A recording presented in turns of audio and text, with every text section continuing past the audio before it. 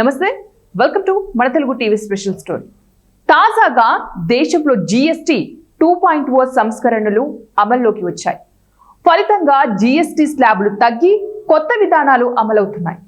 దీనివల్ల ప్రజలకు, ముఖ్యంగా మధ్యతరగతి వర్గాలకు మేలు జరుగుతుందన్నది కేంద్ర ప్రభుత్వం చెబుతున్న మాట.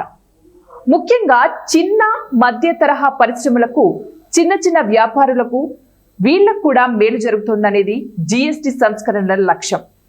అయితే పన్ను ఆదాయంపై ఆధారపడిన రాష్ట్రాలు ఈ సంస్కరణల విషయంలో మాత్రం తీవ్ర అసంతృప్తితో ఉన్నారు. అలాగని పైకి చెప్పలేక ఇబ్బంది కూడా పడుతున్నారు.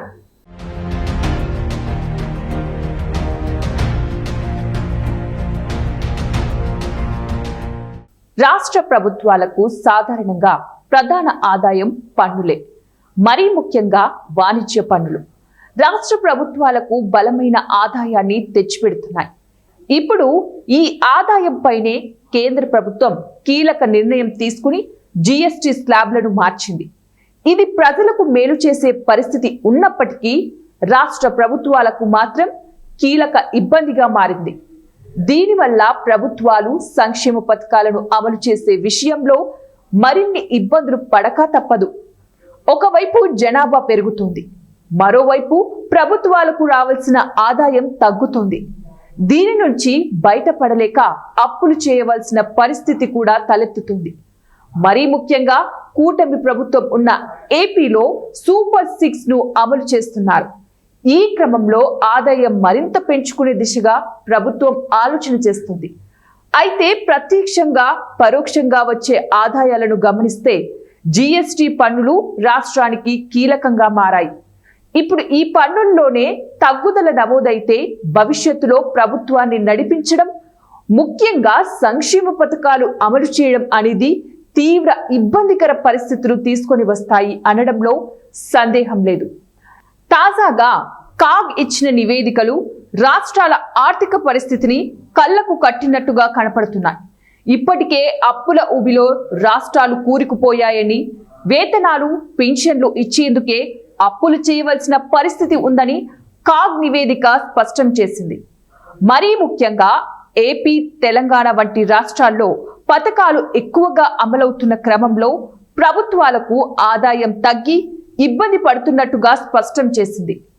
గోరు చుట్టుపై రోకలిపోటు అన్నట్టుగా ఇప్పుడు జీఎస్టీ ఆదాయం కూడా తగ్గిపోవడంతో చంద్రబాబు ముందు అనేక సవాళ్లు కనిపిస్తున్నాయి. పైకి జీఎస్టీని ప్రశంసిస్తూ ఉన్నప్పటికీ అంతర్గతంగా మాత్రం దీనివల్ల ఎదురయ్యే ప్రభావాలు, రాష్ట్ర ప్రభుత్వానికి తగ్గే ఆదాయం, ఇదే సమయంలో పెరుగుతున్న సంక్షేమ పథకాలు వంటి వాటిపై చర్చలు చేస్తున్నారు. వీటిని అధిగమించాలి అంటే అప్పులైనా చేయాలి, లేదా సంపద సృష్టి అయినా జరగాలి. ఇప్పుడున్న పరిస్థితుల్లో సంపద సృష్టికి ఇంకా సమయం పట్టే అవకాశం ఉంది. కానీ సంక్షేమ పథకాలు ఆపే అవకాశం అయితే లేదు.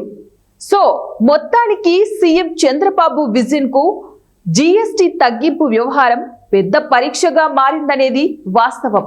మరి దీనిని ఆయన ఏ విధంగా అధిగమిస్తారు అనేది చూడాలి.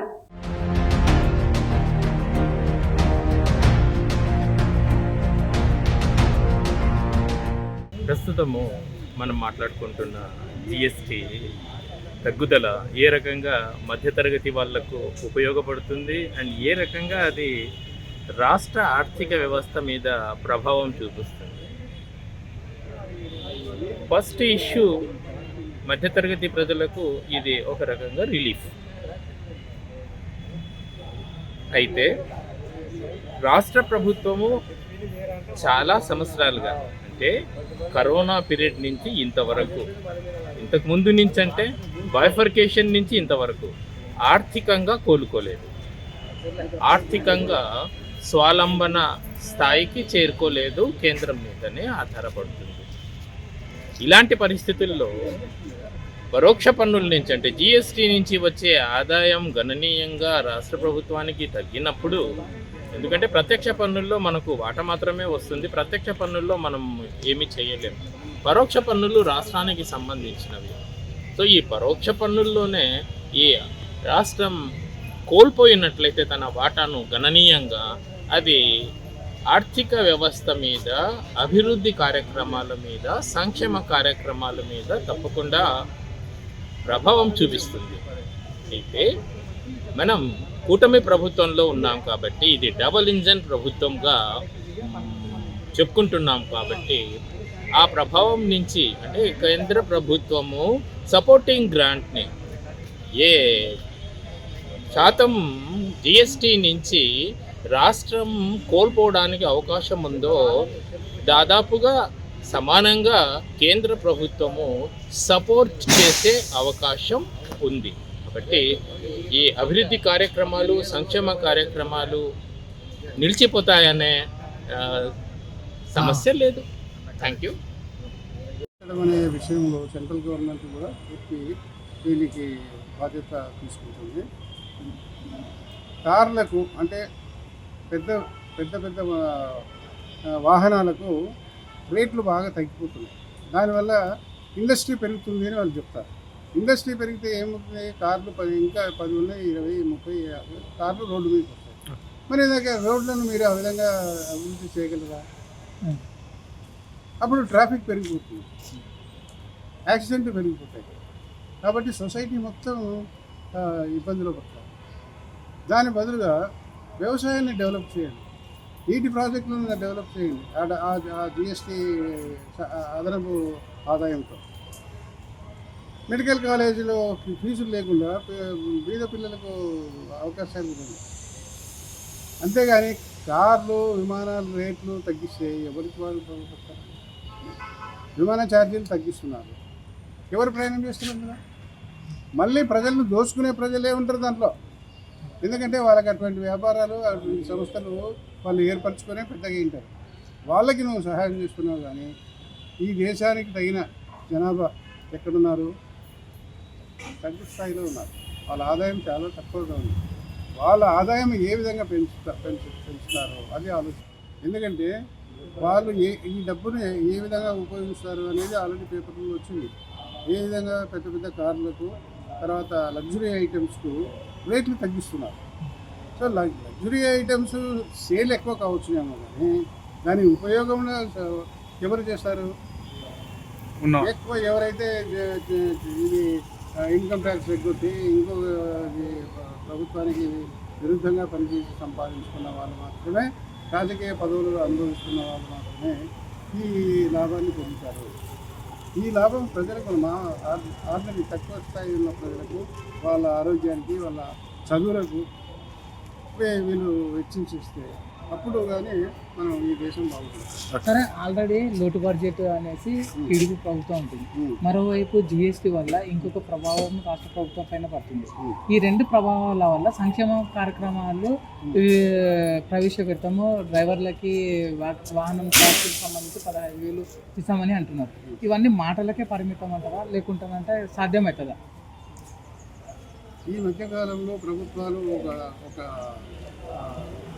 ఇది ఏంటంటే, ఆడవాళ్ళకు, చిన్న పిల్లలకు, స్కూల్లో ఉన్న వాళ్ళకు ఏదో ఒక మళ్ళీ ఆర్టీసీ బస్సులో టికెట్ లేకుండా చేస్తున్నారు.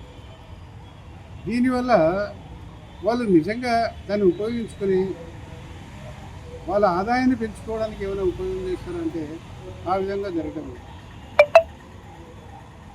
ఆర్టీసీ బస్సులో ఆడవాళ్ళకు టికెట్ లేకుండా చేస్తే ఆర్టీసీ వ్యవస్థ దెబ్బతింటుంది. దానివల్ల రోడ్లో రద్దీ పెరుగుతుంది. రద్దీ ఉంటుంది కానీ అవసరమైన పనులకు ఉపయోగించుకోవడం లేదు.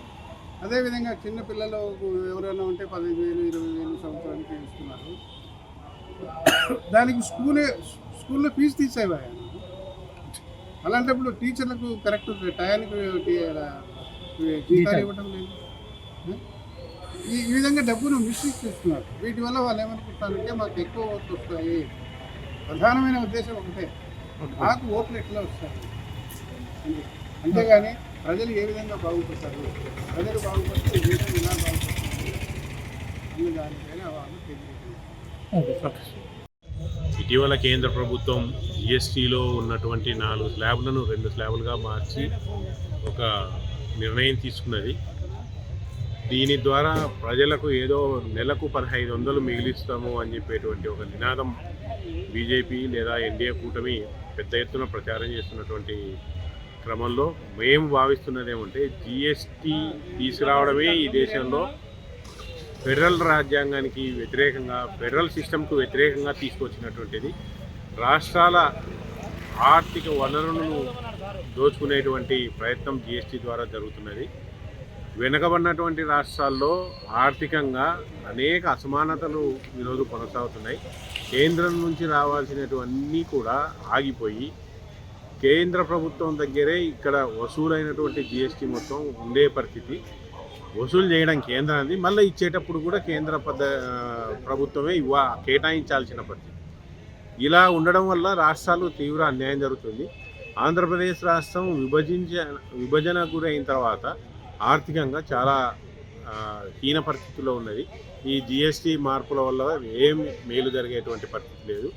టోటల్ జిఎస్టీలో 1.5%, 1.7% వరకు వచ్చేటువంటి అతి తక్కువ జిఎస్టీ వచ్చేటువంటి 2 స్లాబులు 12, 24 తీసేస్తే అది పెద్ద ఉపయోగపడేటువంటి పరిస్థితి కాదు. జిఎస్టీని ఇంకా సంస్కరించాల్సినటువంటి అవసరం ఉంది. జిఎస్టీ 8 ఏళ్ల నుంచి జిఎస్టీ ద్వారా దోచుకున్న సొమ్మునంతా ప్రభుత్వం ప్రజలకు ఇవ్వాల్సిన బాధ్యత కేంద్ర ప్రభుత్వం ఉంది అనేది మేము భావిస్తాం.